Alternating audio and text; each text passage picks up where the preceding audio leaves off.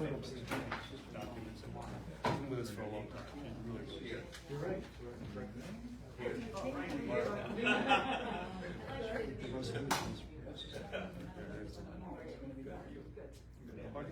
Hey.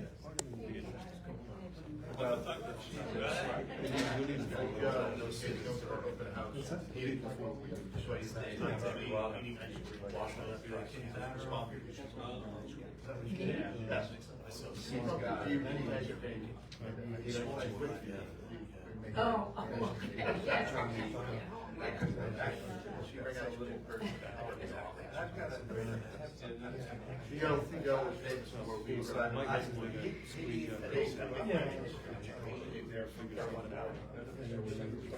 That's a deal, just one. They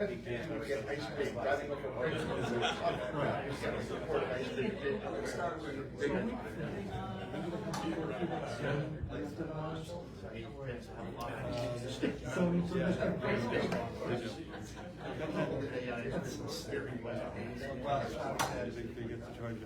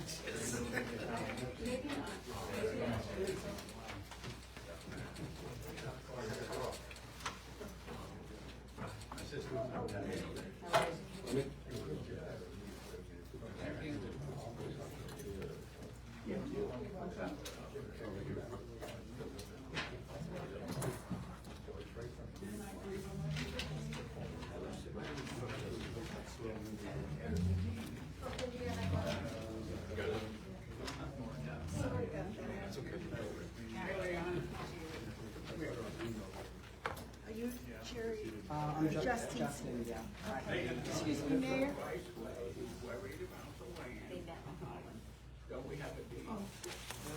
Oh, you met with the mayor?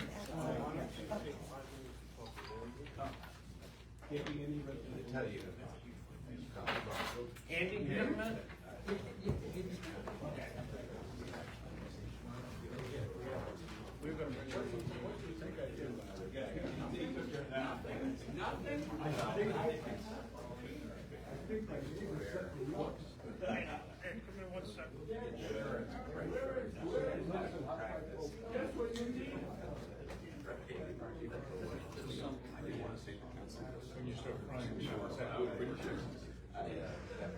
Yeah, exactly.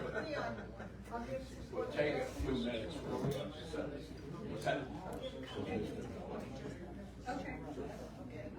Sorry, I missed it.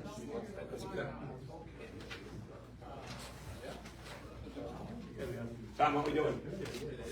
How you been? Busy. You doing, man? You know Brian? Do I know Mike? Brian? Work for Eric. Eric's the ran up tonight. So he tells me. How we doing? Oh, right, all right. Good.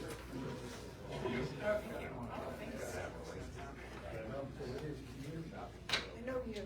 Can I have your card?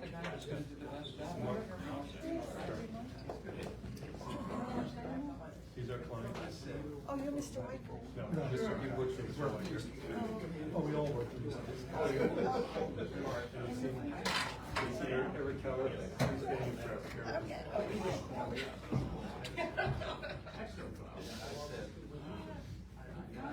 My voice is gone too. Oh, no. Are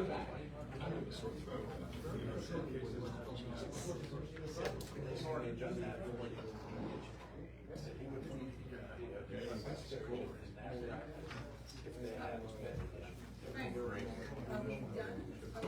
Can we done?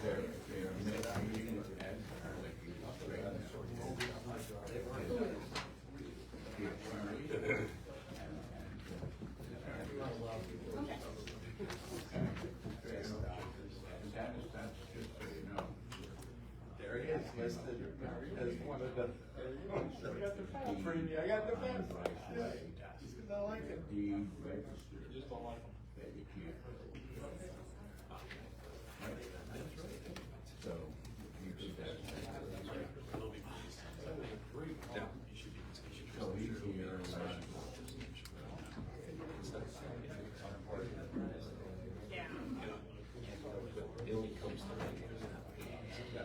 Yeah, yeah.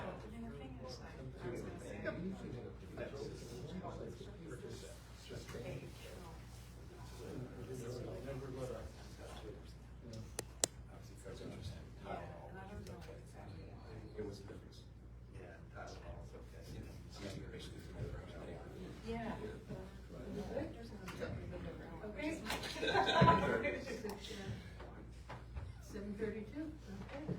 Okay, this is the regular meeting of the Morris Plains Planning Board for October 16th. Please stand for the Pledge of Allegiance. I pledge Allegiance to the flag of the United States of America, and to the republic for which it stands, one nation, under God, indivisible, with liberty and justice for all.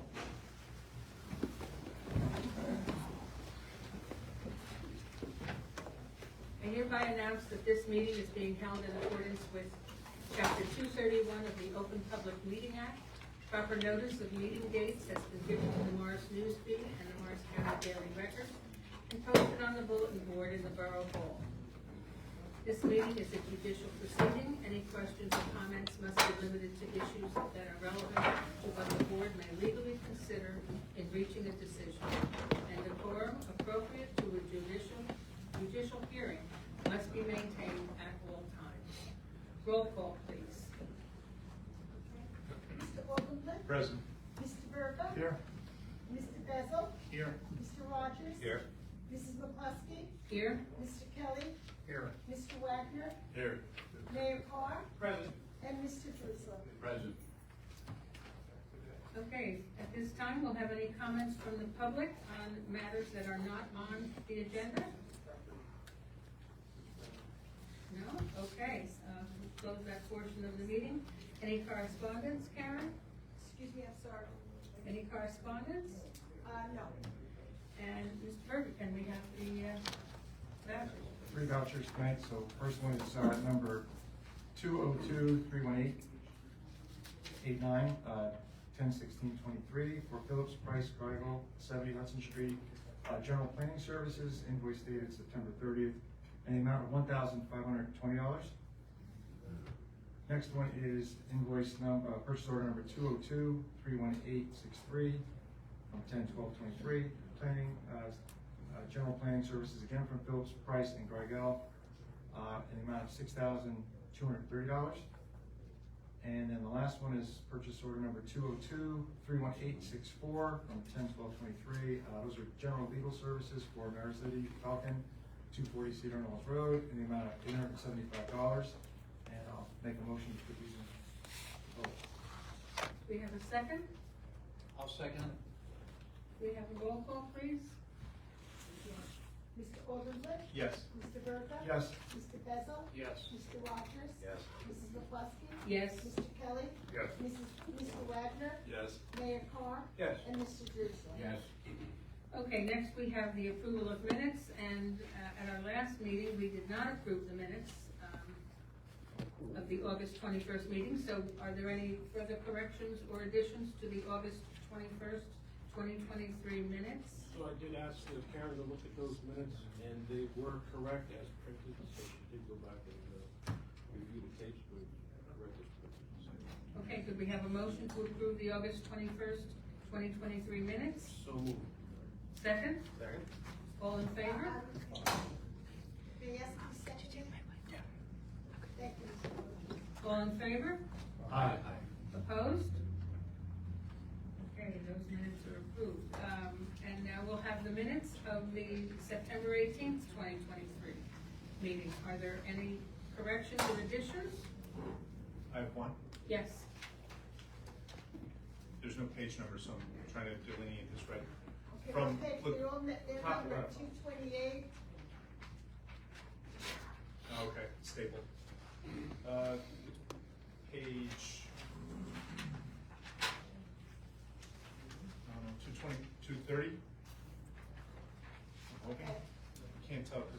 I said it was stapled on mine.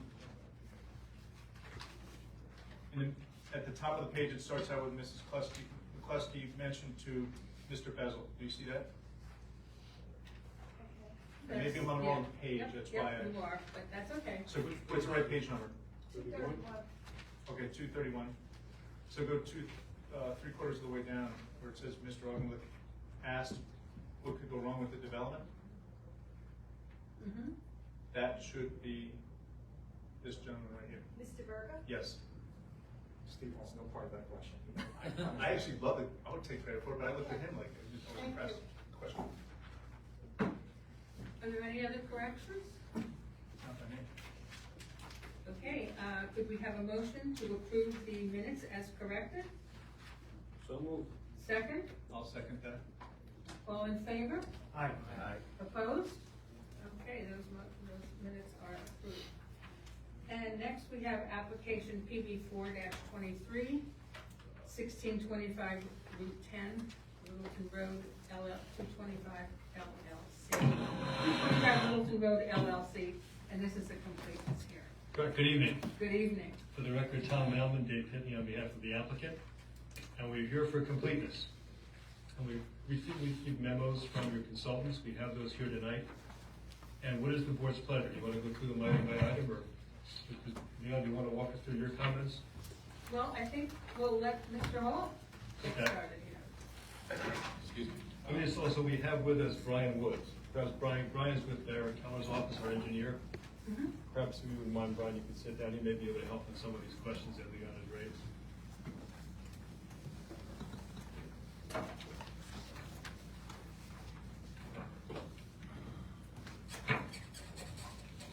Go ahead. Okay, starting with checklist A, it's the minor subdivision checklist. Checklist item number 3, the fees and escrows. I'll discuss that in more detail on comment D2 of my report. It relates to what floor area was used to calculate the fees and escrows. Checklist item number 11, plat scale 1:30 required, and applicant has requested a waiver for 1:40. There's actually a typo in my comment here. It should say waiver recommended Okay, at the end. that's a good start. Checklist item number 33B, bridges on site, waiver requested recommended since there are none. Checklist item number 34B, bridges within 200 feet, waiver requested recommended. Checklist item number 37A through C, this is the freshwater wetlands, either LOI, affidavit from a qualified wetlands expert. And I'm going to defer this to the board. There was a state open water in the front of this tract along 202. I think Mr. Keller issued a comment in his last report that there's only state open waters only. When I walked the site recently, about 3 weeks ago, it appears to me the hydrology around that pond and the vegetation may have changed over the last several years. So I'm going to let the board decide if they want to grant a Well, waiver. I'll just jump in. We have a letter which was not submitted, unfortunately, dated October 13th. Okay, And this is from ETI, David Kruger, do you know his firm? I know David. He walked the site and confirmed that there's no wetlands around the pond, so we'll submit this Okay. as part of our application. That's it for checklist A, which is the minor sub. Going to page 2, checklist E, preliminary final major site plan. Checklist item number 2, complete application for development. On page 2, I note that the applicant owner's phone number and email address was not provided. I'll defer that to Attorney Brewer. That's I okay. typically put my contact information, so if members of the public see the application, they'll call me as opposed to calling the client. I've been doing that for a lot of years, but I think the board would accept that as the application. Excuse me, Mr. Brewer, you have to speak into the microphone. I think that the board could either choose to waive it, or accept, the attorney's email and phone number, as satisfying the requirement. And does the board all agree that that's sufficient? The attorneys? I'm okay with that. Yeah. Okay, going on to checklist item number 3, against the fees and escrows, I'll defer to my comment D2. Checklist item number 11, again, plan scale not less than 1:30, Waiver requested and recommended for a plan scale of 1 inch equals 40. The next two items also contain a typo.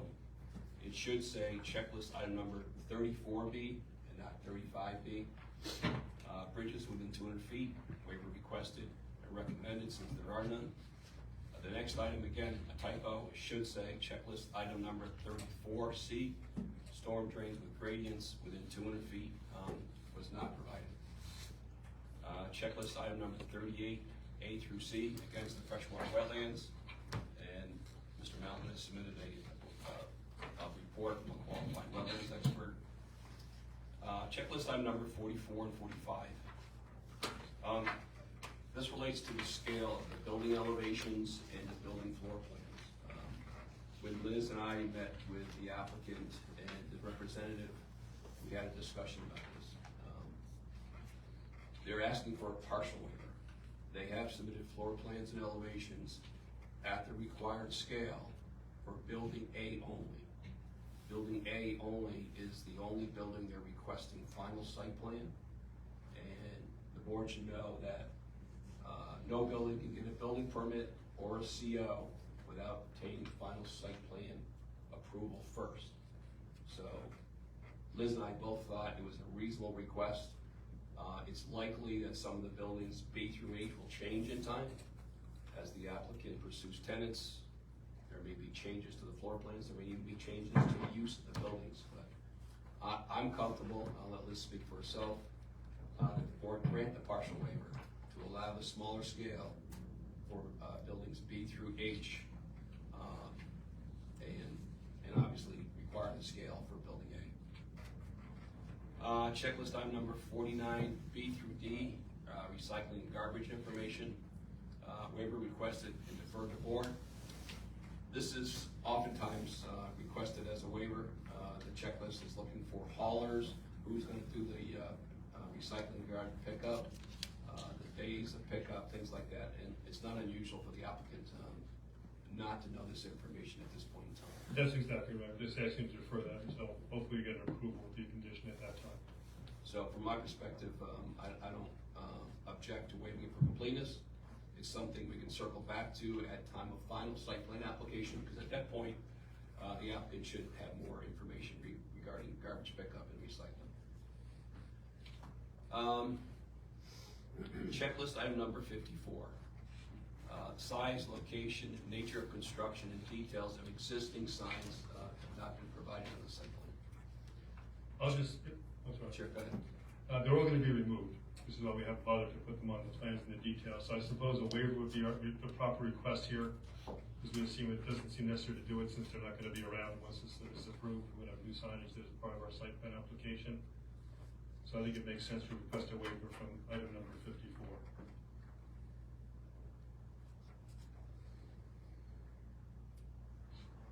And with the same, number 55 is existing light poles. Again, they're going to be removed as part of the site plan application. There'll be new lights. And if you want to comment on that, it's number 10 on your list. It's the same answer from our perspective. That's for a waiver. So the only question I have here is for Andy. Normally waiver requests have to be submitted in writing. It's part of your resubmission package. So I don't know if this can be acted upon by the board. I'll say on the fly, so to speak. I think the board could consider this after what they've heard.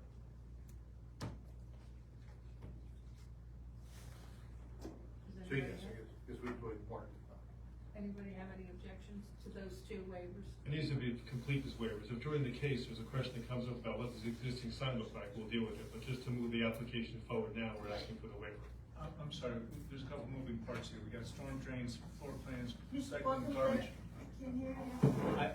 I'm trying to get some clarity on what it is we're only looking for clarity, for exception to, because you rattled off a few things. 9 and 10. Yeah, 9 and 10 on Okay. Mr. Paul's instead. Items 54 and 55. Existing signs, existing lights. Does anyone have any objection to that? No. Okay.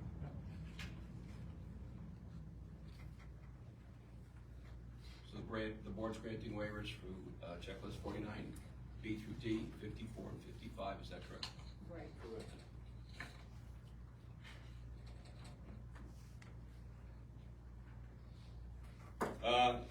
Checklist item number 58C, environmental impact statement. Waiver requested. Applicant submitted a phase 1 environmental assessment report at my request from the last hearing. I wanted Mr. Norton to review that environmental assessment report because there were 5 AOCs identified. AOCs are areas of concern within the footprint of the existing building to be demolished. So when I wrote this, Mr. Norton's report did not exist. Mr. Norton did issue a report, I believe on Friday, October 13th. And I don't think he has any concerns with the 5 AOCs in the building. Although he does talk about the building being several decades old, the issue of abandoned tanks, and other potential issues that may arise during demolition. So I guess, from my viewpoint, it would be okay to waive for completeness only.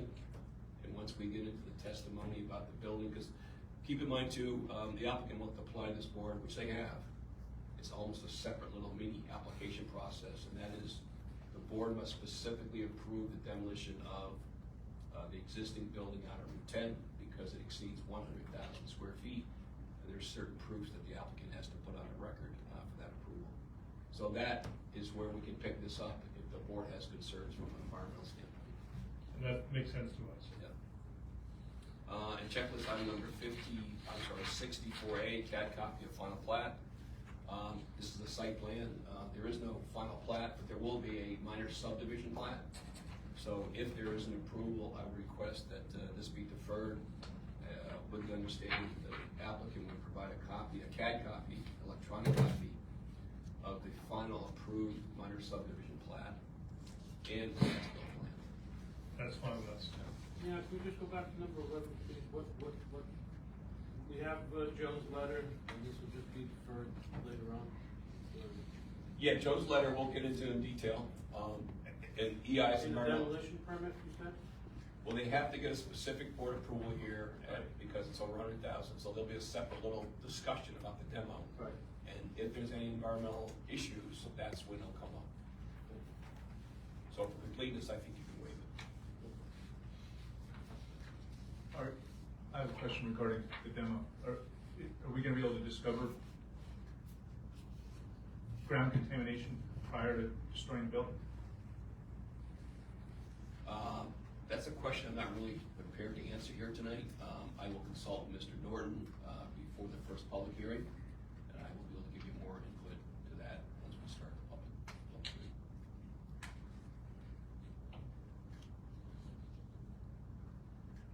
All right, going on to checklist F, which is the variance checklist. Checklist item number 13, copy of zoning officer's decision. Waiver requested and deferred to the board. It's really not applicable, and this is talking about looking at, it says copy of zoning officer's decision from which an appeal is taken. There's no appeal being taken from the zoning officer's decision. It really is NA as opposed to a waiver, but your checklist doesn't have an NA. It has complete a waiver, but it doesn't apply to this case.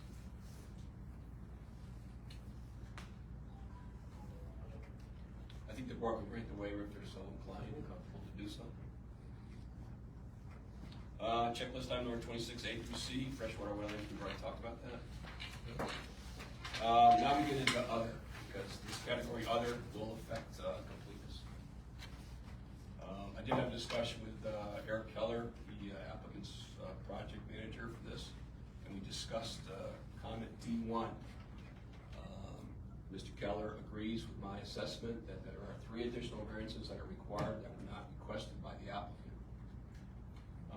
First one is the monument sign height out on Johnson Road.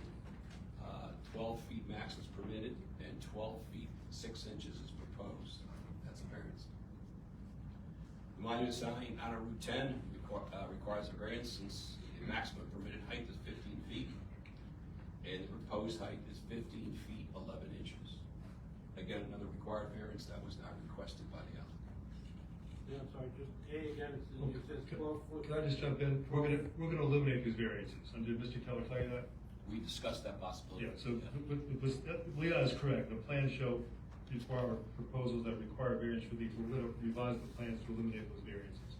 So the signs will comply ultimately. Okay, comment D2, this relates to the escrow, the calculation of the application fees and the escrow deposits for the professionals. It's my understanding that the calculation was done for all buildings excluding building A. If you add up all the buildings, A through H, you get a floor area in excess of 278,000 square feet. The applicant calculated his fees and escrows based on a floor area of 153,000 square feet. And based on what's proposed to happen within building A, which is a complete new use on the first floor, continued office use on the second and third floor, but with a new floor plan for both the second and third floor. It's my opinion that that building should count towards the calculation of the escrow and the application fees. We will not dispute that. I mean, the ordinance talks about new floor area. To us, that meant actually new floor area, not reusing existing floor area. So we calculated based upon new floor area, not existing floor area being repurposed. But we'll give you whatever you want is a short answer. So if you can give us a letter exactly telling us what numbers you want, we'll deliver the checks to meet the requirements for application of escrow. Well, I would suggest that the applicant submit a calculation first, based on the 278,843 square feet, and then myself and Karen Coffey can review the calculation of the escrow and the application fee. We can do that. Okay. D3, soil disturbance escrow fee.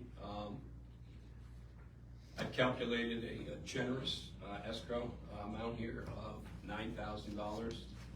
Again, the applicant may have paid the initial $1,000. Is that correct, Mr. Milne? I think so. We'll give you the 9,000. There's no objection to that.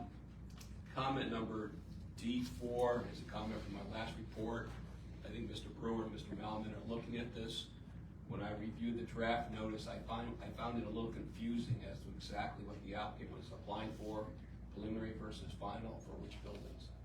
So once Mr. Brewer is satisfied, I'm satisfied. I mean, typically we focus on it as we get a hearing date, but we can look at it now and revise the notice. Yeah, I agree. I think the sentence says that they're looking for preliminary and, preliminary for the project and preliminary for For the something. entire thing. Yeah, I think it should say preliminary for the entire project Okay. and final for. Yeah, we can revise it. Right. It's a minor change. Comment number D5 also was included in my last report. It relates to the long-term maintenance of the tract, the parties that are going to be responsible for maintaining the tract, because what's going to happen is if there's an approval, in the end, there's going to be a series of cross easements across the two proposed lots. Those cross easements will deal with utilities, they will deal with stormwater, and they will deal with access. This section of the ordinance says that the entity responsible must be identified. I don't know if you want to make that a completeness issue, you want to resolve during public testimony, or you want to make it a condition of approval. But we haven't decided who it's going to be, which entity, so I would propose we just push that down the road because it's something that will kind of eventually require us to make a decision. We have two LLCs here, two lots, we'll have to make a decision how we're going to manage that, but it's really not required today as we see it. We can decide that as the case unfolds. I don't have a problem with it being a condition of approval. Yeah.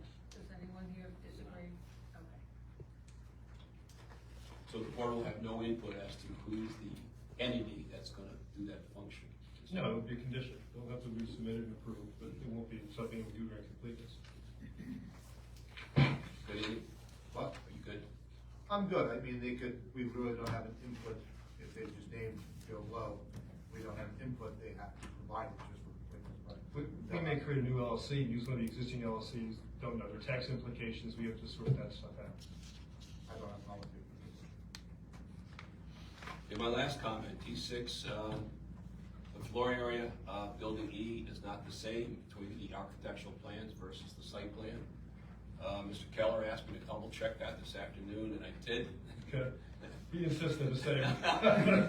And unless my glasses are failing me, I still see a 300 square foot difference Okay. between the two buildings, the same building on the two different sets of plans. Okay.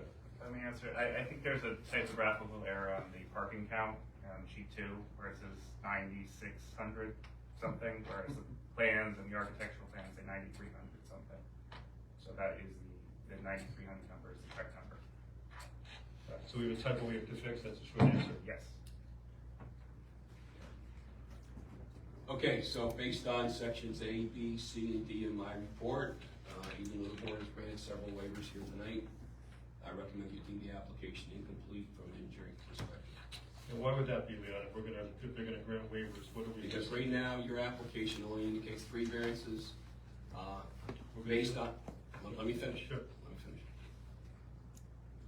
Based on your plans that you submitted for tonight's completeness hearing, your plans require 6 variances. So the public is under the impression that 3 variances are required, when indeed 6 variances are required, based on the application as it exists tonight. We haven't submitted a public notice, not a public hearing for neighbors. We didn't get I'll that. defer to Mr. Brewer. I mean, my sense of this is the board can deem us conditionally complete, provided that we do the things we said we were going to do. Namely, pay the additional fees, fix the typo, a couple of little things we had to do, and then we can submit those and obviously then move ahead. As a suggestion. Well, I don't know. Anybody have any comments here? I don't know, it strikes me that virtually everything we've asked for has been either waived because it was irrelevant, or Mr. Malman has agreed to respond to our requests. So it strikes me, frankly, it's kind of punitive to say you have to come back here again, rather than to make all the things he's agreed to a condition of final approval when the project goes ahead, when plans are submitted. I think I agree with Mr. Rogers. Basically, to just about everything I can see that I have some concerns about. Maybe there's 1 or 2 items, and hopefully you can correct that, but at the time we have this public hearing, be subject to having appropriate notifying for 6 variances and whatever else. Well, we can revise the plans to give Yes, rid I of think those. what they're asking for, I think what they're, is that they would grant the waiver. It would have to be a waiver, because this is completeness. You haven't said you're gonna change plans, you haven't changed plans. What's in front of the board, with the engineer. So it'd be a waiver, but there would be a specific condition that, that the application that will be considered by the board on the first day does not have those variances. Correct, and we can file revised plans if you like, but we don't have a hearing date yet, we can file revised plans to fix those minor things, we'll get you the fees we talked about, those kinds of things. Well, to eliminate those variances, there are more than minor changes to the plans. All the sign details change, the lighting plan gets a major overhaul. That's gotta be in Karen's office 2 weeks before the next hearing, because I have to do another review. If you're gonna deem it conditionally approved, conditionally complete, Liz and I will need more time to review it for completeness, because if they don't satisfy the conditions, they won't have to do it. Mr. Manley, we were looking for a public hearing at the November. We're hoping for that, obviously, so we have the board's availability, but sure. What is the date in December? 20. November 20th, December's also the 20th? Am I changing because of the holidays? December No. 13th. December 11th. December 11th.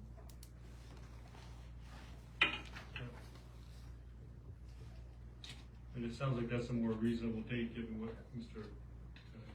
We just heard in terms of the comments on what has to be done, so we can live with that. December? November 11th. And that's going to be, how much in advance do you need these complete revised plans which remove the variances?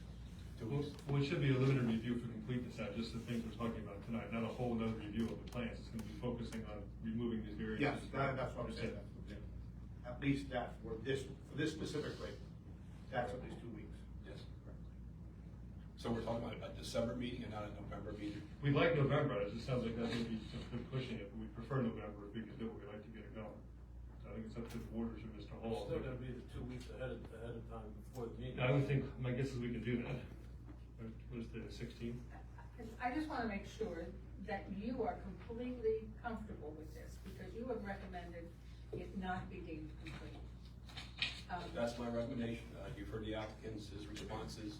He's asking your board, Yeah. yeah, we will he's do asking the that. board to deem the application conditionally complete. Correct. Ms. I would, Raod? at the risk of sounding like a little bit of a turncoat, it seems to me it's putting unreasonable pressure on our professionals to say, you've got to address this, between now and the November meeting. Well, they submitted 14 days ahead of time, whether it's November meeting or December meeting. It's the same amount of time that they have to review it, so it doesn't matter. Well, okay, I mean, I don't, if Leon is fine with it, I'm just trying to, you know.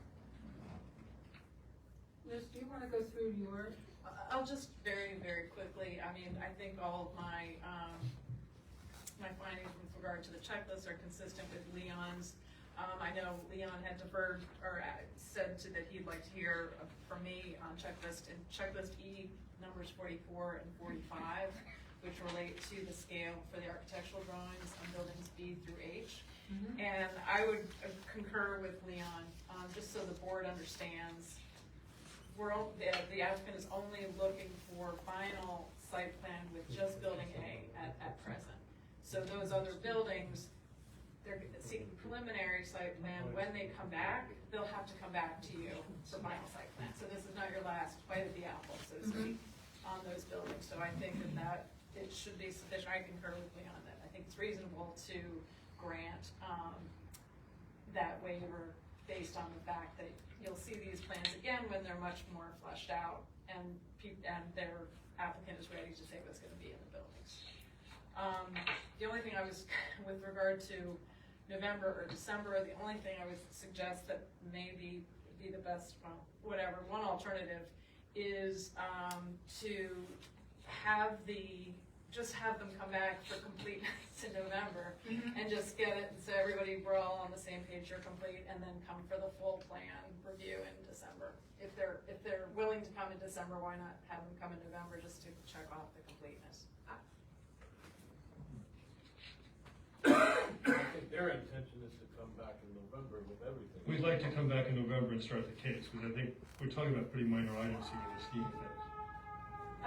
I personally don't think they're minor. This is probably the biggest application for anything in our borough in years. And I think that, this is my opinion, I think we wanna cross our Ts and dot our Is and come back for completeness in November. I don't wanna toss another problematic, but once or twice since I've been here, this board has scheduled things like this, where it would be at their risk, but you could schedule both the completeness, there wouldn't be, they'd be needing to complete for tonight, but they'd be back on for completeness and the hearing next in November, but they would have to satisfy Liz and Leon before it, and it's at their risk that they might not be deemed complete.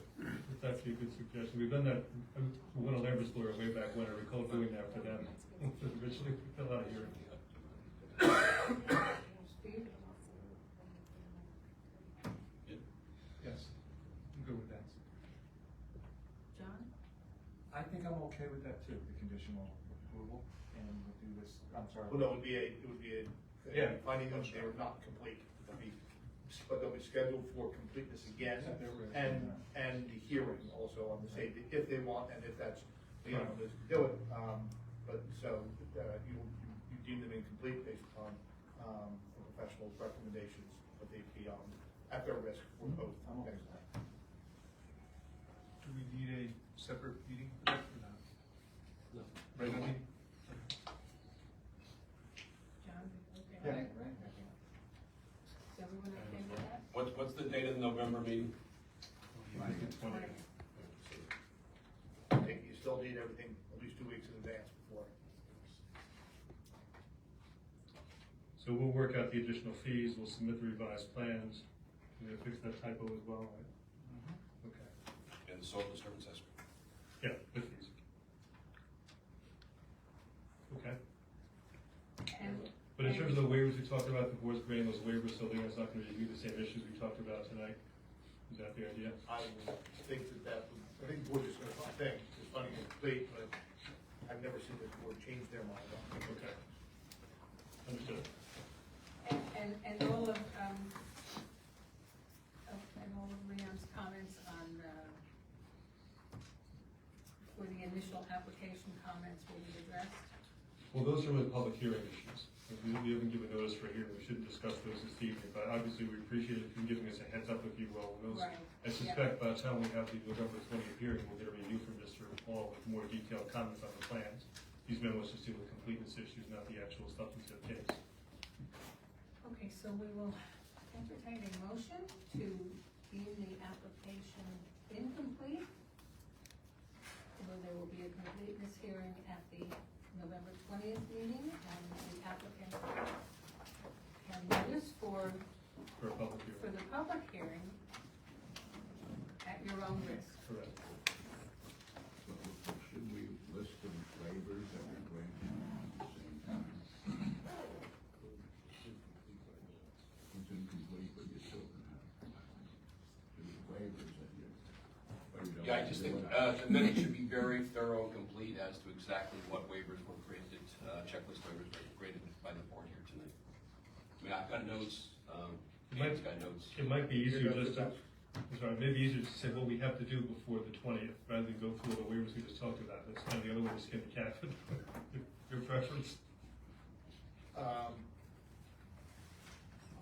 What I would say for ease, if Leon would be okay with it, is that this motion would be an addendum that it would include the granting of the waivers that have been recommended by, Ms. Laney and Leon. And Leon will also modify the resolution by specifically saying what additional information would be required for his completeness review in November, if that works. I think you should list them. Tonight? I think you should list them, so there's no. Just notice. I think that. confusion, what is legal and what is not. And the benefit of that is it also gets in the minutes. It's all logged in, itemized. Okay, so, All right, you want to rifle through my report? You want me to do it since you're using your As voice? fast as I can go. Yeah. Under A, item number 1, escrow, that is not waived, that's an outstanding item. Item number 2, I assume the board granted that waiver today. Item number 3, I assume the board granted that waiver today. Item number 4, waiver recommended, I assume the board granted. Item number 5, wetlands, I assume the board granted that waiver, correct? If I misspeak, please stop me. He has that. On the checklist D, I believe the board granted that waiver. right? Checklist item number 3 is open. Checklist item number 11, granted. Checklist item number 35B, granted. Checklist item 34B and 34C, both granted. 38A through C, freshwater wetlands granted. 44 and 45, I believe the board decided to grant that partial waiver. 49B through D, waiver granted. Checklist items number 54 and 55, waiver granted. Checklist item number 58C, EIS, waiver granted for completeness. And also checklist item number 64A, waiver granted for completeness. On to F, checklist item number 13, waiver requested. Checklist item number 26A through C, wetlands, waiver granted. On to D. D1 is going to be eliminated. If it is not eliminated, the application will be deemed incomplete in November. Let's be crystal clear now. D2 is open, has to be addressed by the applicant. D3 has to be addressed by the applicant. D4, I will defer to Andy Brewer. D5, I believe the board was of the opinion that could be a condition of approval. And D6 will be a revision to the plans. If that revision is not accomplished, the application will be deemed incomplete. Did I miss anything? No. No, thanks. Okay. Frank, did I miss anything? Did I miss anything? I think you got it. So, the motion is to deem the application incomplete. Grant the waivers as set forth. Right, as set forth in, as we went through this, Mr. Hall's review. So now, do we have a motion? I'll make a motion. Do we have a second? Second. All right, who's seconded, I'm sorry? Mr. Mayor? Rogers. Roll call, please. Mr. Augenblick? Yes. Mr. Verga? Yes. Mr. Bezel? Yes. Mr. Rogers? Yes. Ms. McCluskey? Yes. Mr. Kelly? Yes. Mr. Wagner? Yes. Mayor Carr? Yes. And Mr. Cruz? Yes. Thank you very much, we'll see you next month. Thank you. Thank you.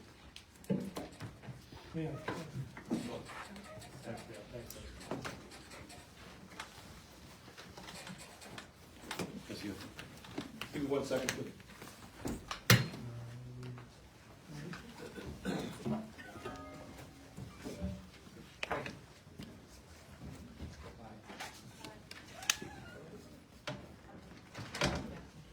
Okay, so next on the, Wait, Leon is outside. oh, okay. Yeah. Right, don't have to really move yet. Yes. Before we go on to our,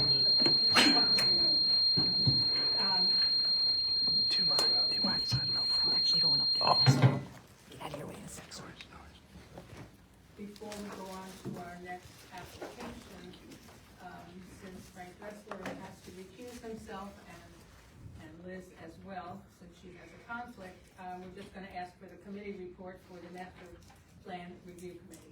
Do you have a report? Report. Okay. Then you're excused.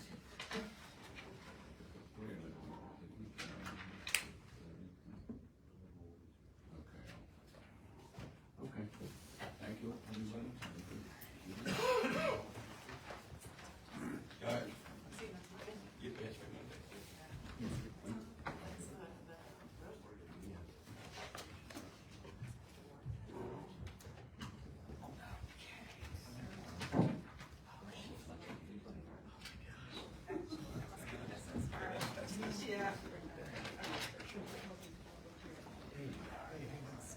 Come on out. Do it.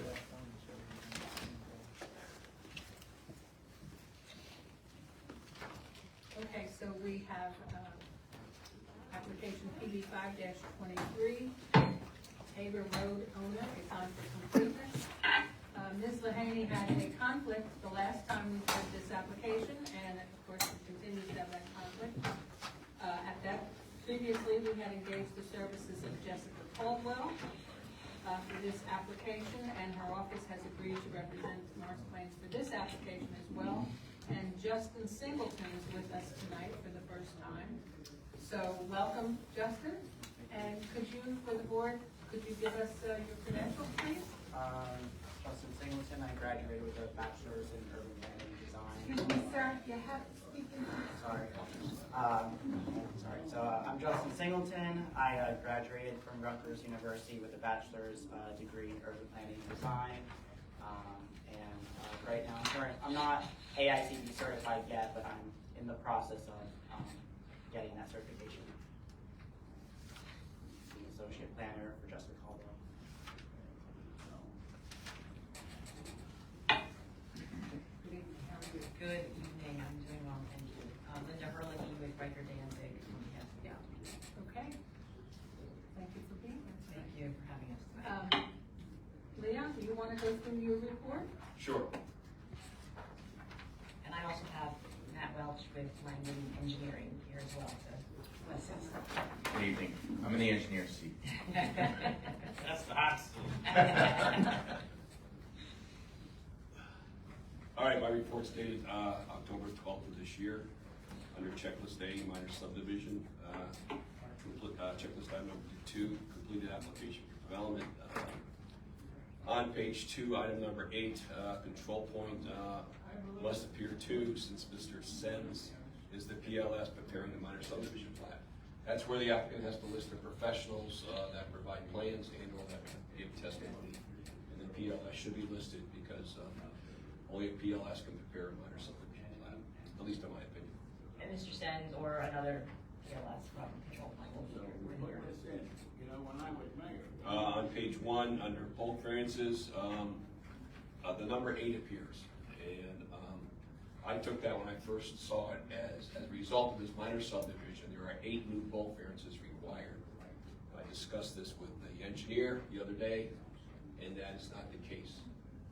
So later on in my report, you'll see that I asked for one clear, concise list of what are the variances as a result of this application only, not previous applications, as a result of this minor sub, what's being generated in terms of bulk variances, because there are less than 8. So There are 3 brand new variances that are directly related to the minor subdivision. We were being conservative. 5 of the others, or the other 5, were in fact previously granted as part of the site plan, but now that they're on smaller lots, again, conservatively, we include them, but we'll provide the list of the 3 brand new variants. Going on to checklist number 5, waiver requested for providing 19 copies of other documents. I'll ask the applicant to clarify that, because I don't know what that means. So that, as I think the other applicant had mentioned, it's really not applicable here, but that's not an option, so we asked for the waiver. There are no other documents. We've submitted 19 copies of everything that's applicable to the application. Okay, checklist item number 7, all maps to be signed and sealed by a New Jersey licensed PLS. There were 2 sets of plans submitted in this application. One was submitted, signed and sealed by PLS, and that's the minor subdivision plat. Also, Langen submitted a set of plans. They're entitled like civil drawings. But it's important to understand that as a result of this application, there's nothing physical proposed. There's a previous site plan approval, and that shows all the proposed improvements. This application has nothing physical related to it. But normally, a minor subdivision application, the checklist requires, I think it says all maps to be signed and sealed by PLS. I'll let the applicant respond here, but I did discuss this with the engineer the other day. The Langen plans are really a way to frame this minor subdivision application in reference to the previously approved site plan. Previous approved site plan had 2 warehouse buildings that total together just under 500,000 square feet. It also included the retention of building 201, and it also included the retention of the parking deck. So I think we can discuss this, but in terms of the subdivision, it's the plans that are signed and sealed by the PLS that are the plans of record for this application. The Langen plans are really just as, I'll say, framing the minor subdivision application in the context of the previously approved site plan. Maybe the applicant wants to offer additional comments. Yeah, I'll let Matt explain, but I think they're more exhibits so that you could see where the subdivision lines are proposed in relation to the site plan. Yeah, so the subdivision plans are done with the existing conditions as a background. So just looking at the subdivisions and the easements over the existing conditions doesn't really make a lot of sense. So the site plan set are really supplemental materials that gives an illustration of, okay, why are the easements where they are, why are the subdivision lines where they are. Ultimately, the only thing that gets physically recorded is going to be that subdivision plat by control plan. So I think the board, if they're comfortable with that explanation, can waive the requirement that the Langen plans be signed and sealed by PLS. Checklist item number 8, name and development, waiver requested and recommended. Although I would ask the applicant as time progresses here, if they ever have any idea if there is going to be a development name. If there is, at some point in time, they should propose it. But for completeness, I recommend that you waive it. Checklist item number 11, plat scale 1 inch equals 30 required, waiver requested and deferred to board. Not unusual for minor subdivision plats to be on a smaller scale, so you can fit either the entire subdivision on 1 sheet or 2 sheets. I'm comfortable with the scale. I'm able to review the minor subdivision plat quite readily. So if the board's comfortable, I can recommend you waive that. Checklist item number 18, certification for tax collector. Waiver requested. It seems unnecessary since I think there was a certification in my package anyways. Yeah, resubmitted the application packages on a Monday morning, and we received both the tax certification and an updated property owner list that afternoon. So we had already submitted and followed up before you had your package. Okay. So that waiver request is not necessary. Checklist item number 23, all requirements applicable to the zone per Schedule D not provided. On the Langdon plans, there is a reference to an FAR table, floor air ratio table, and that would result in, the purpose of that table would show what is the FAR for each of the proposed 3 lots. I could not find that table on the plans, and I'll let the engineer respond to that item. Yeah, so on our plans, we do list the FAR in the bulk table, and all the numbers to get there are somewhere. As part of our initial site plan approval, we had this nice summary table that put all the numbers and logical and all the calculations were nice and easy to follow. That table unfortunately didn't get carried over to our updated plan set, so we will update the plan to include that table. That way it's crystal clear how we got to our FAR calculation. Checklist item number 27, front, rear, and side yard setback lines. Now in the Langdon plans, if you look at the proposed lot layout and if you look at the setback lines that are shown, those setback lines are incorrect because what they reflect is the original 1 lot tract. The setback lines that you saw in the site plan got carried over, I believe in error, onto these minor subdivision plans prepared by Langdon. So that really needs to be cleaned up. I think it gives the public and the board a false sense of what the side yard setbacks are and what the rear yard setbacks are on the 3 proposed lot, not on the original lot. So I think that should be required of the board. And I agree. We do list all the dimensions on there, but it was no oversight on our part. We'll revise it to include the entire setback lines. Checklist item number 31, that's the requirement that all existing easements be shown in the minor subdivision plan. On the control points plan, there are 2 existing municipal conservation easements on this tract. That's something that's planning board required of, I'm not sure if it was this applicant or the original Tabor Road owner LLC on a previous application. That to me is a fatal flaw in terms of completeness of this application. Those 2 easements are critical for the board's knowledge and understanding that certain portions of the site are protected on a municipal basis and not on a DEP basis. I think that information must be shown in the minor subdivision plat before the application is deemed complete. And I agree. We'll get those on there. Again, the proposed conditions aren't changing, so the easements aren't impacted, but I agree, for completeness purposes, they're a record easement, and we'll have the plans updated to show them. Checklist item number 33, B and C. And I'm sorry, Leon, just before we skip over 9, I just want to be clear that adding them to the control point plan is the only thing that you require pursuant to number 9. Because your last sentence, I don't want to skip over something and miss it. It says no text of the existing and proposed were submitted. Yeah. I don't want to know, so are you just looking for us to submit a copy of what was previously recorded and like a recorded copy of the easements that are, the ones that exist are going to be now shown on the control point plan? Are you looking for the recorded copy of those easements in easement forms? I'm not looking for anything. The checklist is looking for something. Is that what that But that's what that sentence refers to. I just enforce the checklist. You're required to submit the text of all existing easements on the tract. So those So are. you have 2 choices. You either do it or you request a waiver. I was going to say we'd like to request.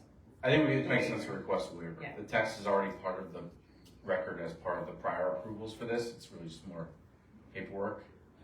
Again, if the board wants it, we can Do you want hit print, copies but of the easements? We're happy to. I think it might be we'll revise the survey to reflect all of the existing easements, but the text should be part of. It'll be shown on the new updated plan. It'll be shown on the plan, that's correct. And for the board's knowledge, if you wanted to see the text of the existing recorded easements, Well, you may not have that in your file, but it exists in my file, and it exists in Karen's file, because as a condition of site plan approval, going back to site plan, certain deeds of easements had to be reviewed, approved, and recorded. And that has been accomplished. So if you wanted to see that stuff, it does exist. Yeah. And I think, Leon, one of the things that will be, should the board approve the subdivision, a condition of approval is when the new proposed easements gets filed, we'll have to obviously provide that paperwork. Yeah, that's reasonable.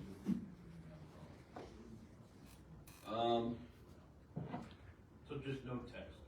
So no text, but show the conservation has been on the plat. Checklist item number 33, B and C, location of bridges, culverts, or storm drains on site. Waiver requested and recommended. The reason why I recommend that waiver is it's on the site plan.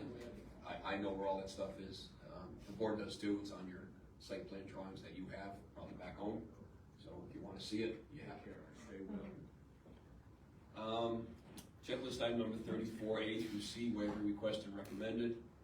Checklist item number 37, A through C, freshwater wetlands, waiver requested.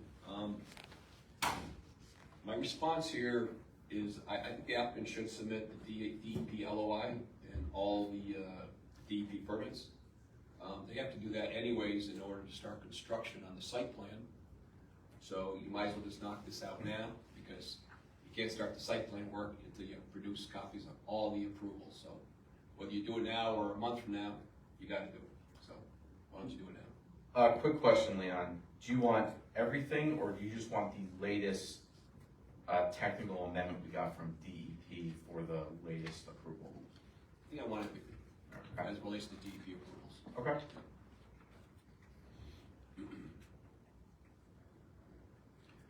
Checklist item number 38A through C, soil disturbance, soil erosion control plan, and tree removal permit. None of those are applicable since there's no construction in any type associated with a minor. So, recommend you grant the waiver. Same thing with checklist item number 41, stormwater management, number 42, steep slopes, and number 43, riparian zones. Waiver requested recommended. Again, since all this information was covered under the site plan approval.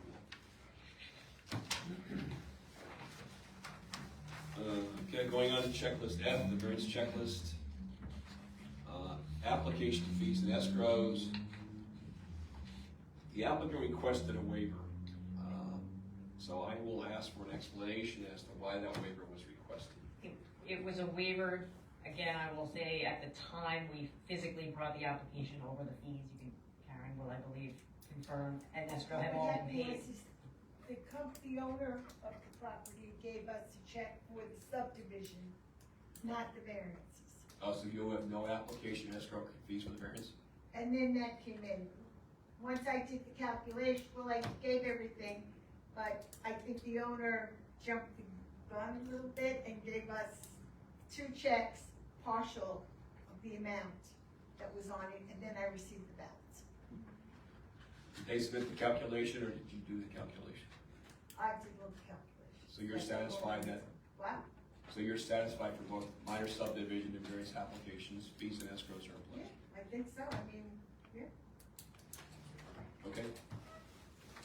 Zoning officer's decision, waiver requested and recommended. Checklist item number 17, waiver requested, but appears unnecessary. Same with 18.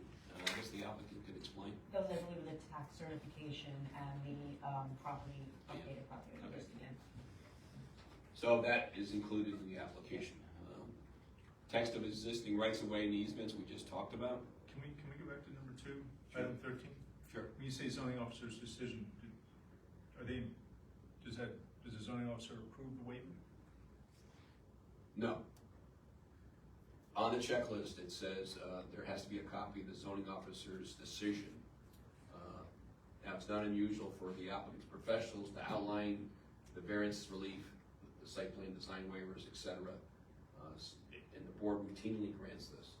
This is more applicable to various applications in front of the Board of Adjustment. Typically, the first step a person takes, right, they go to the zoning officer, reviews the proposal, and the zoning officer puts in writing exactly why the application is being denied, because you need front yard setback, you need FAR, you need whatever. Right. For applications like this, it's not unusual to have this have this request in the form of a waiver. Okay.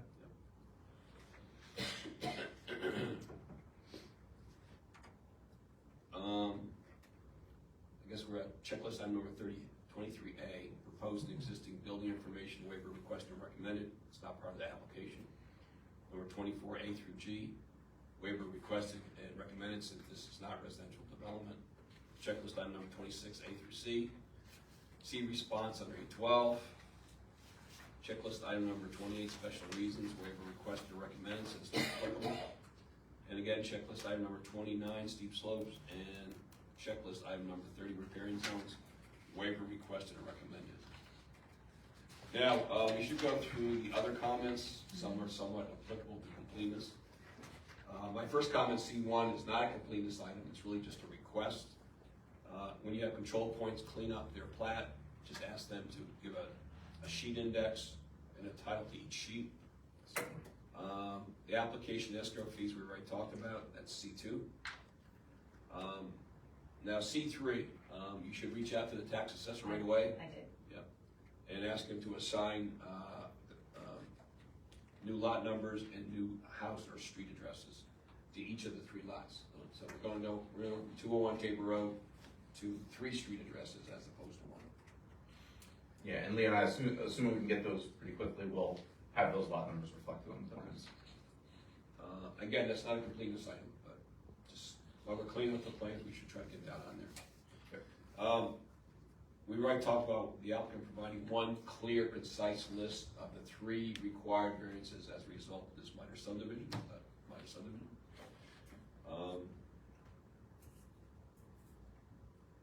Every existing proposed right-of-way easement, etc., shall be identical in both sets of plans. That relates to the missing conservation easements on the control point plans. Got it. Yeah. And my last comment, applicant submitted 2 lists of certified property owners. Confused me. The first one was the I'll call it the old one from the last time we were here. We knew we had to get an updated one. We had requested it, but we gave what we had at the time. And again, we submitted in the morning, received it in the afternoon. So by the time you got the package, it was the new one was there. Timing is everything. Yeah. A lot more addresses on there now. Yeah, no, it is. All right, so based on all those comments, at this time, based on the application that was submitted, I recommend you deem the minor subdivision variance applications incomplete from an engineering perspective. So we would request, similar to what you did with the last application, they stole my thunder, so to speak, that we think we can, or we know we can, comply with all of the things we said we would provide and edits and resubmit those in time to be able to come back at the November meeting and do a subsequent completeness hearing, but also notice for that meeting for our public hearing as well, assuming at our risk that we will in fact be deemed complete. Okay, so I'd like to ask Mr. Singleton to give his comments now. So pretty much, basically upon review of the minor site plan application, minor subdivision application, we basically deemed, I guess, the application complete from a planning perspective. However, subject, I guess I can move forward subject to the borough engineer's comments that he made on his checklist. So we. Okay, so, let's have some discussion, how the board feels about this. You're waiting for someone to talk. I am So, waiting for someone to have an opinion Do here. you want to have, Same thing as last. a decision as to whether or not we want to Grant the waivers. grant the waivers and have them come back Deem for it completeness? incomplete. And Or do the whole thing next time and do nothing today? that's, Really it, it's one of those 2. yes. Granted it's- incomplete and then. Well, Grant the waivers that, well, no, it's incomplete, correct, but. yeah, incomplete. We would certainly accept a conditionally complete if you're willing to go that far, but we No. were.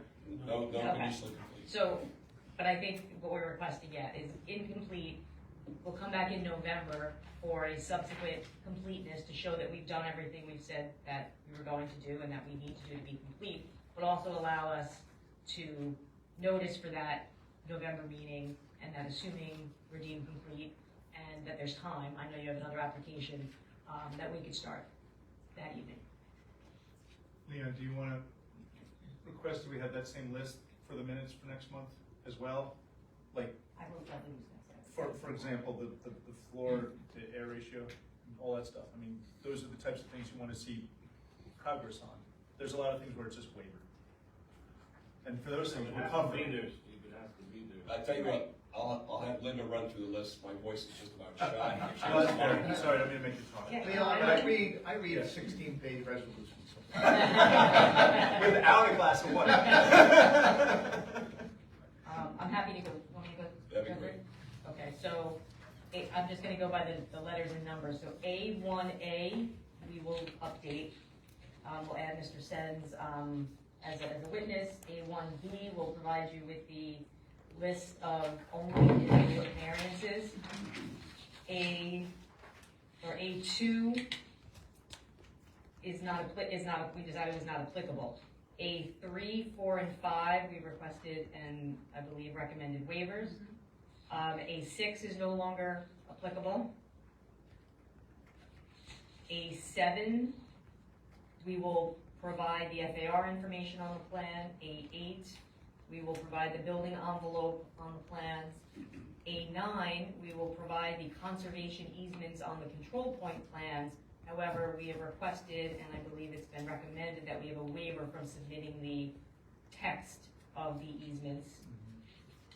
Number 10, A10 and 11 are waivers requested and recommended. A12 are copies of the DEP and wetlands permits, of which you want everything, not just the new ones we'll provide. A13, 14, 15, and 16 are waivers requested and recommended. Then under B, B1 is satisfied, those are the fees. B2, 3, and 4, waivers requested but recommended or not really necessary, we have submitted. 3 and 4 are actually not applicable, those are the tax list and the property owner list. Number 5 is the same as B9. We will provide the conservation easements on the plans, but not the text. Number 6 and number 7 are waivers requested and recommended. Number 8 is the same as A12, the DEP and wetlands permits, which we will provide. B9, 10, and 11 are waivers requested and recommended. Under other, whether these are for completeness or not, I think we've said, we're good with, we will comply with number 1, control point will update those plans. 2 is not applicable, we did pay the fees. 3, I've reached out to the tax assessor, so to the extent we do receive that information before we resubmit, we'll include it on the plan. 4, the list of variances, we said we would do that. 5 is the missing conservation easements, again, which will be on the control point plans, but text not submitted. And the 2 property owner lists, not applicable. We're good? Okay, so we need a motion to deem the application incomplete. Granting the subject waivers that we discussed. Right, granting the waivers that we just went through, and you will come next month for completeness, and you will notice for a hearing. At your risk, if Understood. it's not all done, and everything has to be to Leon and to Mr. Singleton 2 weeks prior to the hearing. And so, both you and the prior applicant are gonna duke it out. We're gonna duke it out. Well, I mean, they are. I'm gonna steal something out of their package so that they're incomplete. and we jump to the front of the list. See, he's not here right now, so he doesn't realize that. So, I mean, that's gonna be a late night maybe, or not not at all that early now. You should announce at the beginning of that hearing how late you're gonna go, and in all fairness to each applicant, assuming they all do what they're supposed to do, I would cut the night in half, but that's just a thought. Anybody have any comments on that? On And we Leon's won't, cutting it. on Leon's suggestion. I mean, you'll know. We won't know, Yeah. we won't know until you do your, We have to find out what, Right. is that what you just said? yeah, until we get those You won't reports know. in. Yeah, You won't know. my assumption is So we both punch applicants. this into 2 meetings, right? What? Punch this into 2 nights of meetings? No, let's say it's 2 hours each, Oh, and have or it an cut hour off? and a half each, or something like that, is that what you're suggesting? You and the board have to decide when you're gonna cut off testimony. What time is that? 10:30, 11, That's fair. midnight, 1, 2, you gotta pick something. Assuming both applicants do what they said they're gonna do, then you just have to carve up the meeting in half. To me, that's only fair, but again, that assumes both applicants Are do complete. exactly what they're supposed to Right, do. right. If not, then one won't get the whole night. But again, these are gonna be long hearings, well, not so much this one, but the other one. You need to set a time that you're gonna stop hearing testimony.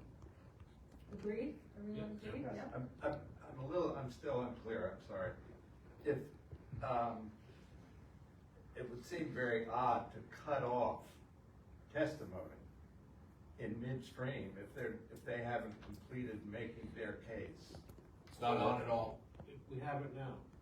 We have it now? Yeah, it's cut off at a certain. Well, and clearly, the Weichert application is not going to be, if everything is complete and they have their hearing, it's not gonna be finished. Unless you have a 15-hour hearing. Yeah, I mean, that's not gonna be So like, finished in one night. if there was no other applicant, Weichert would be, it's gonna be a long time, we would be cutting off our standard rules like 11, 11:30. So Right. whatever would happen, what we're just saying is, that still happens, it's just that we would cut that shorter for Weichert to say 9:30.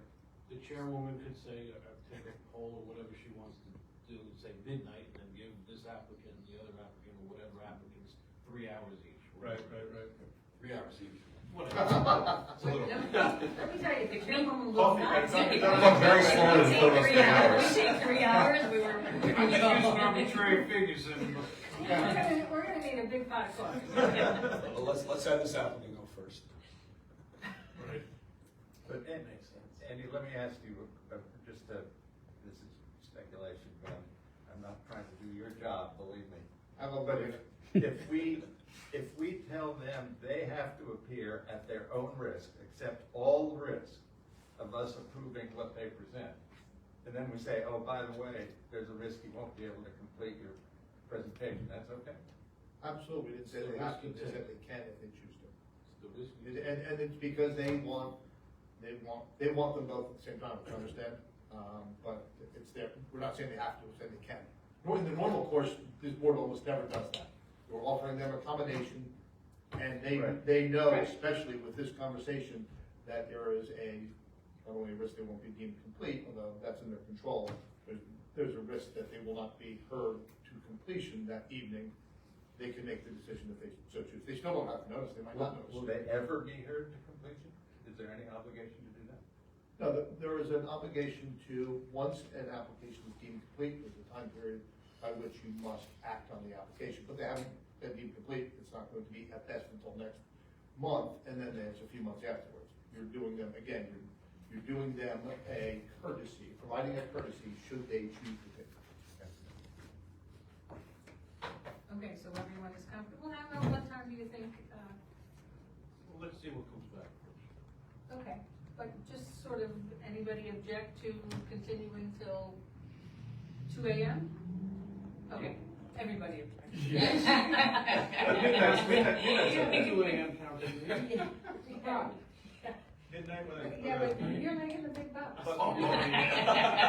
With a box of Joe at midnight, you're good. I mean, does anyone object to 11, 11:30? 11, of course, is no problem. 11:30, 12 o'clock? Yeah. Okay. What teams are playing next month? Okay, so that's where we'll go. We'll see if you have everything ready and, Yeah, that would be great. I mean, I would for your consideration, just request that if that's what if you're gonna go to midnight and we are splitting that meeting, that I really don't think we would take half of that meeting, so if we could go first, and then that would give the other applicant more time, and they're probably gonna need a couple meetings. Yeah. But obviously, that's up to you. Well, I would just we'll consider figure it. that out, and, we'll take that, under advisement, and, because they're both very important applications. I mean, they all are, but Sure. we know that, We appreciate it, thank you. So Matt, how are we doing with the DOT? So we've given DOT our signed permits, we're just waiting DOT to countersign them and send them back. So, they like to see things on their desk for a little bit before they release them back into the world. But hopefully soon. So in the way the permits have been issued, you've signed them, the applicant signed them, returned them, and now you just wait for them to sign off. They have the signed permits, they have all their checks, Yeah. they just have to sign That's the them. longest part. So, no, we're excited to get this moving. Do you remember the date you made your application for those DOT permits? I'm just curious. I think it was January Oh my gosh. Of what year?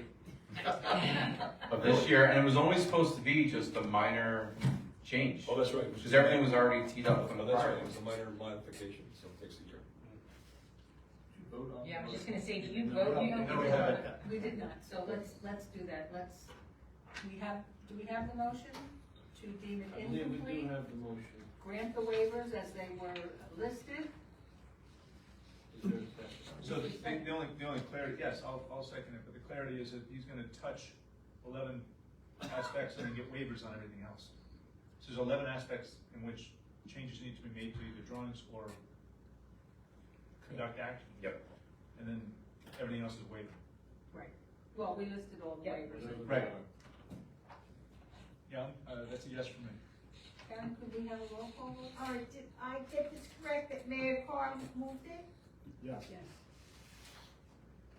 And I second it. Okay. Mr. Augenblick, Yes. Mr. Berger, Yes. Mr. Bezel, Yes. Mr. Rogers. Yes. Mrs. McCluskey. Yes. Mr. Kelly. Mr. Wagner, Yes. Mayor Carr. Yes. Thank you very much. Thank you. I will see you next See month. you next month. Okay, so we'll go to the minor site plan committee. See you next month. See you later. Any, new business? Yes. I may. Yeah. And I'll try to keep this brief, because I think you've all heard me talk about this issue before. Is this the master plan? This Is this is- the ordinance? This has nothing to do with changing the ordinance. This has to do with the warehouse recommendations of the state planning agency. So it doesn't have anything to do with changing the ordinance. And as I think you all know, the state planning commission and the Office of Planning Advocacy specifically is a state agency which examines the need for possible zoning changes based on new definitions of use that have surfaced. And they are a state agency. They do not have the weight of law behind their decisions, but they have, they make recommendations, and their purpose is to identify best practices. And as I think you know, one of the things that's happened as a result of the explosion of e-commerce is that local fulfillment centers have become very, very common, and the distinction between a last mile fulfillment center and a large fulfillment center, it only has to do with who you order from, but they're basically in the business of getting immediate, or as immediate as possible, distribution of ordered items to the customer. I ordered a new shredder from Amazon at noon on Sunday, and I had it at 4 o'clock that afternoon. So That's the way these centers work. And it's all providing as rapid as possible completion of orders, and that's their big advantage. And there has never been before the distinction between these last mile, I'll call them last mile fulfillment centers, and other types of warehousing. And it turns out that they are extraordinarily destructive to the quality of life in the areas in which they're located. And so, and they have recommended that all master plans address this issue and this distinction. And it sounds like a reasonable suggestion to me, since master plans are living documents. They're not something that are to guide development and decision-making as a fait accompli forever. They're living documents. And this use has surfaced as a result of the explosion of e-commerce, and the State Planning Board is recommending a review of the master plan. So I would like to propose a very simple suggestion, that this body review the master plan, and this will eventually have to go to the council, that we ask for a review of the master plan in light of these warehouse definitions, which are thought to be, which according to this state planning agency, should be carefully regulated and controlled in zoning documents and in master plans. And all I'm requesting is that we ask that the master plan be reviewed with this possible concern in mind. Not that the ordinance be changed, but simply that we review the master plan, that a small group, could be the same committee, could be a different committee, then goes to the council and says, based on what we've learned, you really control the master plan, and here are our thoughts about how this issue should be addressed. So I'm suggesting that we review the master plan. We see if this new definition of warehouse use has merit to be considered in our master plan, that we wait for the new and final recommendations of the State Planning Committee, which are coming out in November in final form. They will be published, and they will be recommended for use in local municipalities. So all I'm suggesting is that we ask that our master plan be reviewed with these changes, possible changes in mind, and that if it's determined that it shouldn't be changed at all and these uses don't have to be defined more clearly, then I would also recommend clearly that this review sunset at the time that these new state regulations are published, and that any further review based on those new regulations is suspended. Those new regulations is suspended. So this is simply asking that we review this in light of this new information. If it doesn't warrant any change to the master plan, any change to any other regulations, then it simply ceases to exist at the time that we've had a chance to review the revised state published regulations. So that's all it is. It's nothing suggesting the ordinance should change. It's nothing but a request that we have the opportunity to review these recommendations. We do not undertake a review of the master plan, okay? That is up to the governing body. I understand that. That's why I'm saying I Well, would then, like. however, I do want you to know that the master plan committee reviewed that report. All of us read it, okay? And according, which I think Leon made very, very clear. They did not qualify the different uses, but they qualified them by their square footage. Is that correct, Leon?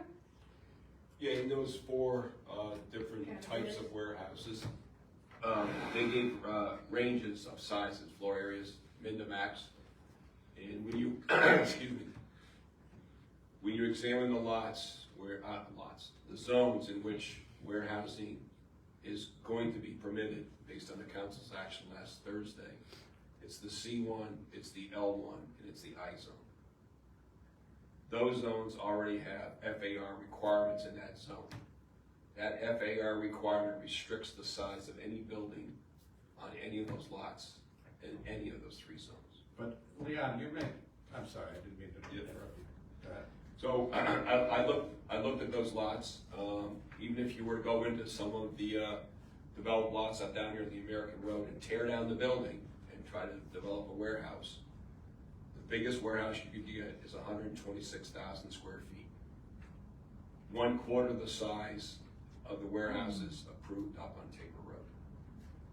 Now I understand your concern about a lot of smaller truck traffic, van traffic, that last mile delivery happening basically 24/7, I get that. But you have to keep in mind that the zones in which warehousing is permitted front on state highways or 4-lane county roads. So in my opinion, you're gonna have very little impact to the borough of Morris Plains, even if one of these last mile distribution centers came in, because they're gonna be exiting and entering your sites off of state highways and county roads. Now, obviously, the residents of Morris Plains will get their deliveries, but they will get their deliveries whether that facility was in the borough or not. You understand? Nothing changes. You're still gonna get your Amazon delivery in 4 hours. That's gonna happen no matter what, whether that facility is in Morris Plains or not. So, I personally do not see the need for it. Well, Leon, can I ask you a question? Oh, let me say one other thing too. Okay. Let me say one other thing. First of all, this discussion should not be taking place without our planner being right here. Right, and without the chairman of the Right, master right, plan committee, right. but I do think that the mayor has something to say about some of these recommendations as well. But can I just respond to Leon? Because I think it was responding to something. I don't really think we should be having this conversation right now without our planner and without the master plan committee chairman. So. Is the chairman still with you? I don't think that, no, he's not here. Collins. Yeah, No. right, yeah, he's at Collins. But I think you made some mention of. Yeah, well, if we're not gonna talk about it, then we're not Okay. gonna talk about it. I think you're Yeah. correct. I think half of the people here that should be talking or listening to the whole conversation aren't here, so. On what basis is it just decided that we're not gonna talk about it? Our planner's not here. So what? I mean, I'm just asking that we take a look at our master plan with this in mind. There's nothing to say. First of all, what I was gonna say was, this has nothing to do with bulk regulations. Large I don't want to get into it today. warehouses are 500,000 square feet. We're not in danger of that. These can be as small as 100,000 square feet, right? And it's not bulk ordinances that will control that. I don't believe it's a bulk ordinance issue at all. I think it's a use which potentially, and take the warehouse up on Tabor Road. Are you sure that's not gonna be, that could never be a last mile fulfillment center?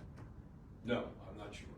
I'm not either, I'm quite sure it could very easily. But what I am sure of is this: when that site plan was approved, all truck traffic is a left turn in coming down from Route 10, and all traffic is a right turn out up to Route 10. There will be zero impact to the borough in terms of traffic. Period. What about the people across the street? With trucks coming in and out of there. They're exiting. 24 hours a day, and their lights shining as they come down. You know, when we approved that Well, now you're getting application, into site-specific stuff that has nothing to do with master plan. but when we approved that application, we did take that into consideration, and there were discussions about that. So, There weren't discussions about this issue. No, about But- the issue that you raised about the headlights Yeah, and the that was all buffering that we discussed. did, and then the And- trees on both sides, and the height of the roads, you know, where the trucks are, and Right. cars and whatever with the headlights, all that was discussed. and I can assure you that the master plan review committee read that report. We had discussions about it with our planner and our engineer, and that was accomplished. So, based on that, do I have a motion to adjourn? No, I'd like to continue the discussion with the people that you said are not here. I'd like to hear what other towns are doing. I think I would like to hear Liz talk about our other towns looking at this definition in any other way, shape, or form. Well, we can have this discussion at another time, but we're not going to continue it Could we tonight. have it? At another time, The okay? planner and the chairman of the master plan subcommittee should be in this room when this is discussed. So it sounds like that's not gonna happen on November 20th, based on what I just heard. Well, And you we're know not in what? any danger of anything We're not, happening right, between and now what is and. the rush, because the New Jersey Planning You're Commission hasn't cognitive even now, come out and with if something comes up the with final stuff, report, so. they'll stop it. So we can put it on the December agenda, or we can have another meeting for it. It Or sounds we like- can wait until next year, well, what's the rush here? We Because don't have any their obligations. recommendations are coming out, and we're not paying attention to them. Who's not? This board, This committee did pay attention to it. I don't think it did. Well, I'm sorry, but I know Sal Cortez read it, I know Leon read it, I believe the former mayor read it. I don't read know who it. else read it. Ron read I it, don't we know. all read it, and we actually had many discussions about it. I think we actually discussed the issues that you raised, and it was reasonably assumed that we were covered. I think This we is a don't, matter of I don't being think it's covered. That's not. we don't see the danger that you were presenting. I think there's a lot of other towns that have been saying that too, and those, there are other towns that have been saying that same thing, and there have been issues in the newspapers where it doesn't go that way. Yeah. And they. People think they're protected and they're not, and it's they out there. matched- And they matched what we had put down. There are, based on my inexact research, articles that I've read, there are towns who think they're covered with different zoning attributes that are not winning cases. And residents are upset because they thought the bulk standards or whatever was in there protected them. And it's not happening. The warehouses are going in against people's wishes. Different Do you uses. think that has something to do with the way the board chooses to vote on it? No. No, these are situations where people felt that what was in the zoning was enough to protect them. And no one was looking at the different uses as opposed to just square footage. And we know there's 4 different types of warehouses. But those uses were not specified, it was only the square footage that was specified. I think the rest of it's coming. Well, then, And as there's- Mr. Rogers has expressed, they're now coming out with new. And they're not out, No, and right. they're not out. They're coming out in And when November. they're out, maybe we'll discuss it, revisit. okay? We will revisit this when they come out, when we have our planner, when we have everybody here from the, master plan review. It's just like every other ordinance, you know, things can be revised, things can be amended. Yeah, It's- Well, let me I ask think you. that's the only question that's going on here, is just to have a discussion. That's all But I I can do request is. think that the planner and, at least the planner should be. I agree, and I think the master plan should be here, and we should talk about it more. Are you at a point though, could you actually write it down? Summarize the issues that you are concerned with and address it to the master plan committee and to Liz? So Yes. that At least we have some basis We'll of put it what, in. instead of having this conversation where everybody's gonna somewhat probably say the same thing. Why don't you consolidate it and present it to the master plan committee and Leon and Liz and, again, I can't see why it hurts to have it. I think I presented it pretty clearly, didn't I? the master plan, I think it would be better to have it in writing because it still has to go before Liz, Leon, and the master plan committee. It can't be handled here. and it has I to think be, that's been clearly said. come from the governing body. Well, I would have it for all that in my suggestion, but nobody wants Well, to. that's a question I have, and I guess it's for Andy, maybe to consult with John. Let's say there was some type of desire to look at this.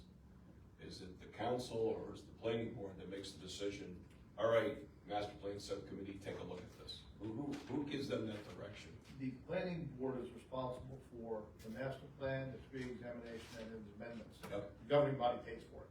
So, extra work that's done is typically, to have a re-examination report or to do an amendment is typically something that would be approved and the funding would be approved by the governing body. Looking at it informally is something the planning board can do.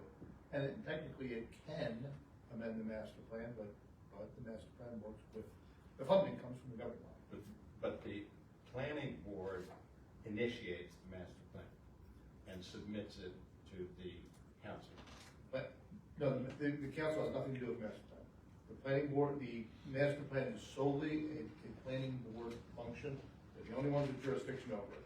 But the review and the timing and the cost of that is borne by the governing body. And in every town that I've ever worked in, any work to actually amend or revisit or re-examine the master plan is done at the instigation and the approval of the governing body. Right. Informal review isn't, but doing something with the master plan is, always has the governing body input, almost uniformly. So do we have a motion to adjourn? Second? Second. All in favor? Aye. Okay, I will see you next month.